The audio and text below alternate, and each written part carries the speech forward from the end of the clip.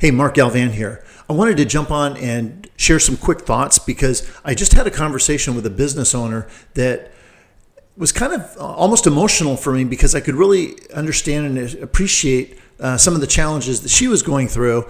And I thought, you know what, there's probably a lot of people that are in an owner or an executive leadership role that are experiencing the same things. The challenge is attracting the right people and then getting them to stick long term so that they make a long-term difference in the business. So I'm going to share with you exactly the notes I took just so that I can be accurate.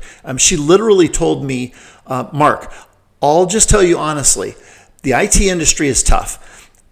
Finding the right people is difficult. It's competitive. We're a small company, and poaching happens all the time. Last week, we lost a key person who was offered a lot more money, and we didn't even have the opportunity to counteroffer. We're constantly struggling with keeping talent.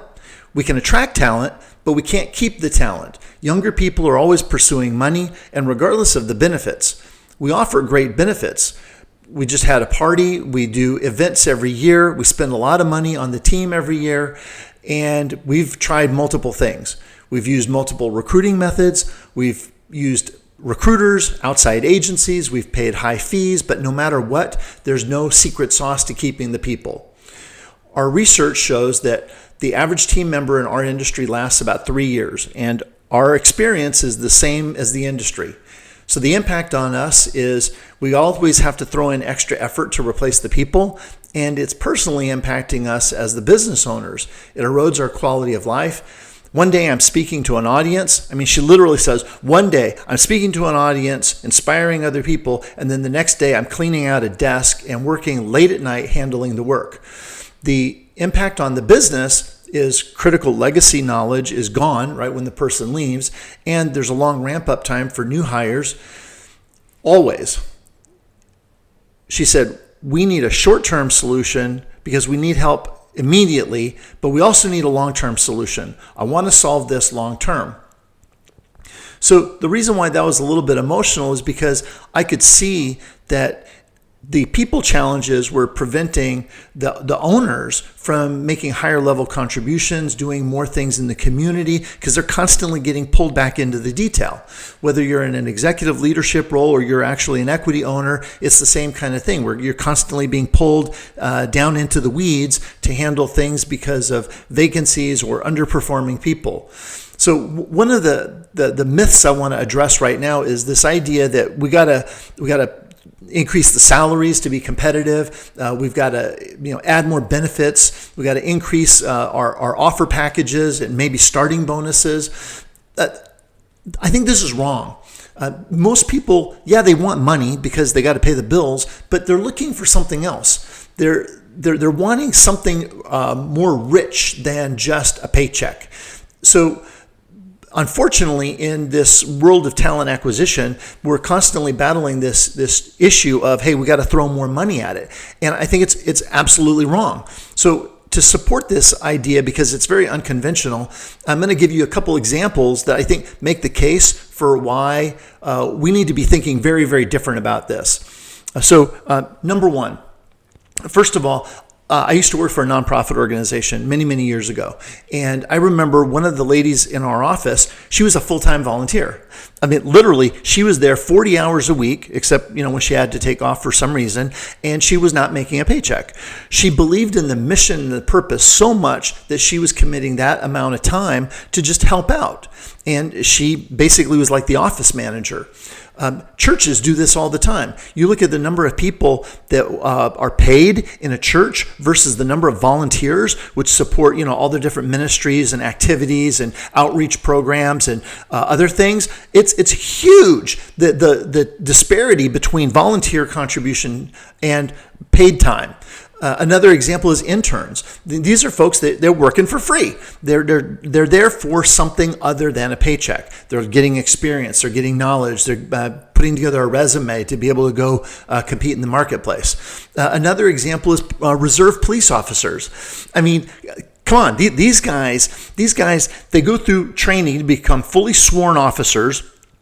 They wear a bulletproof vest. They go through the same risks and issues that a full-time officer has, but as a reserve officer, they get paid nothing. And some of these heroes are committing 20, 30, 40 hours a week to provide reserve police support. I mean, they're not getting paid anything. So what are these people? What are all these different examples of, of people working for no money? What does it mean? So I see this over and over again. Now, I have an advantage because I've been a consultant for so long in this space, and I've literally worked in like 35 different industries. I've seen a lot of different scenarios. So I think I'm pretty qualified to bust this myth. I'll give you another example. This is personal. I used to work for Accenture. I was with Accenture for almost 9 years. And I remember probably 2.5 years before I finally left, I was actually thinking I could make more money doing something different for another company. I could jump out into the street and I could market myself, and I bet I could make a lot more money working for a smaller company, maybe being a big fish in a smaller pond. But there was a reason why I continued to come to work day after day and really work my guts out. I mean, I was deeply committed. And the reason why is because of what I was learning. I reflect back on what I was thinking at that time, and I was learning about change management and enterprise architecture, and I got my Lean Six Sigma certification as a master black belt. I learned process reengineering. I learned leadership skills. I learned business and management. I learned how to do forecasting and labor analysis. I learned how to do client relationship management. I mean, it's all these amazing skills, and the reason why that was so important to me is one day I wanted to be an entrepreneur. And I knew that if I could get this knowledge in this environment, it was going to prepare me for what I wanted to do for the rest of my life. So even though I knew I could make more money, I knew I could go out on the street and make more, I didn't. I was there for some other reason than money. Now, I'm going to give you another example. Okay, this is like my favorite because you think getting people to come to work for you for maybe a less attractive salary than they want is challenging. We'll try to get people to come work for free. Okay, that's like the intern reserve officer scenario. But here's another one. How about this? They have to pay to come work for you for 100% commission, no guaranteed wages. That's what network marketing companies do all the time. So pick your network multi-level marketing organization, soap, food, nutritional products, whatever. You got to pay to join the organization. So what this means is you're signing up, you're going through training and education, sometimes certification. I mean, there's some financial network marketing companies where not only do you have to pay to join, but then you have to pay for your licenses to be able to go out and start some type of like financial business. What in the world is going on there? These guys are masters at recruiting people. And the reason why is they're speaking to the heart of a person. What they are really looking for is not the money. What they're looking for is something beyond that. And because like in network marketing, they're selling opportunity. It's like you could change your life by coming in here and building a business, building a network downline, building a structure that creates recurring revenue. As we add more products, it adds more revenue potential. So that's not how we talk when we're a recruiter. Most recruiters in organizations have like a set of flashcards that's the basic. Well, here's the salary, here's the pay range, here's the benefits we're offering, and here's some information about the company. That's not enough to attract high-performing talent that want to come to work for more than a paycheck.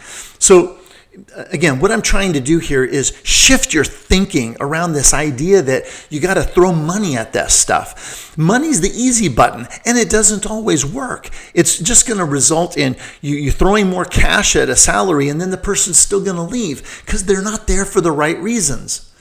So if this is something that your organization is struggling with, or you want to talk with me about it because maybe some of this is resonating with the situation you've got with your team, I would love to be able to talk to you. I'm going to put a link down below here somewhere where you can reach out and get on my calendar if you want to talk to me, because I'm very, very passionate about this stuff, as you can tell. I believe in it, and it's a result of just seeing the same things over and over and over again and working with clients successfully. And so, I just want to encourage you that, if you're struggling with some of this stuff, there's an absolute solution.